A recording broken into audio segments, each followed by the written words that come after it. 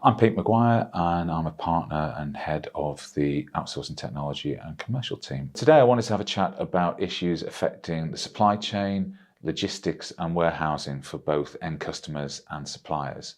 There are obviously a lot of pressures affecting the market at the moment, and I thought I would take you through some key issues perhaps for people to consider and maybe to improve their current situation.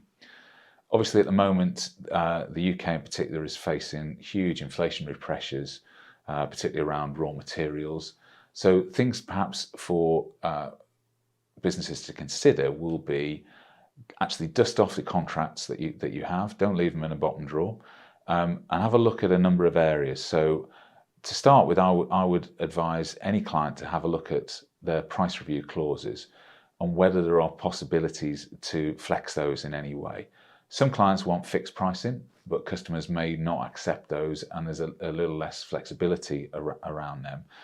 But it's always helpful to include some sort of mechanism to increase prices, whether that's linked to RPI, CPI, or whatever, or whether there are some particular indicators, raw material pricing, costs of supply, that sort of thing that should be factored in. The other thing to perhaps consider at this point would be whether your contracts can include change control provisions. So are you able to actually propose a change? Do the parties have to act reasonably when they're considering those? And what do those cover? So things like, have you got something in there that allows you to push through some changes if there's been a change in law, for example? Or perhaps something in there around a material adverse change that's having a really big impact on your business. That affects pricing in a number of ways, potentially gives you an opportunity perhaps to increase prices to reflect increases in tariffs, that sort of thing. So it's certainly worth considering that. The other area perhaps to look at would be, do you have termination provisions in those contracts? Have you got the ability to get out without there having been breach, but what we call instead termination for convenience? You may want to consider whether you actually want to do that or just in fact threaten it. But it is certainly worth looking at and seeing what your exit routes are if it comes down to it. Another point perhaps to consider is, what are your service levels and what are you being measured on, both from a supplier's perspective, but also from a customer's perspective. Given the pressures on the market at the moment, actually our advice with a lot of clients is to really open up communication channels between customers and suppliers. A customer might have the ability to hold somebody's feet to the fire, so to speak, but do you really want to do that if the alternatives in the market aren't really there and therefore you're in a race to the bottom? You may actually find it's better to be flexible with your suppliers and also explore what alternatives they've got, but also what alternatives you've got if they can't perform.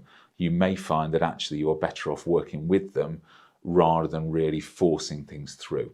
So that's a key point to consider, because clearly particularly in the logistics and warehousing market at the moment, there's a real lack of resource in general, and that's both in relation to land, but also particularly around labour shortage. You may find that as a customer, you'll have a supplier come to you to say, I can't continue to perform like this without paying my employees more, therefore I need to pass the charges on to you.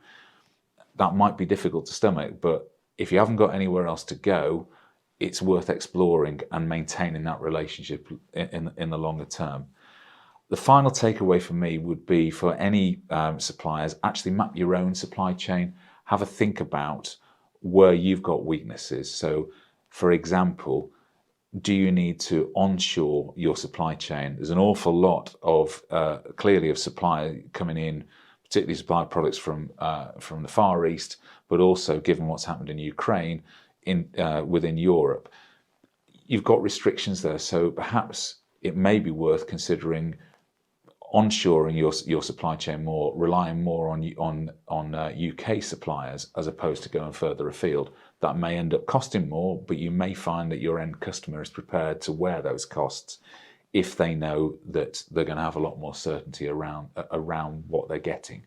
Look at your lead times and and actually work with your end customers to manage their expectations, because that's critical. We've only got to look at what happened with the Suez Canal not that long ago to see that actually you can't always manage your lead times the way you want to, and you need to build in a bit of flex. The key thing really, we would say, is communicate and collaborate. Don't have a master-servant relationship, but actually work together, customer and supplier, and you'll then find, hopefully, you get an end result that works for both parties.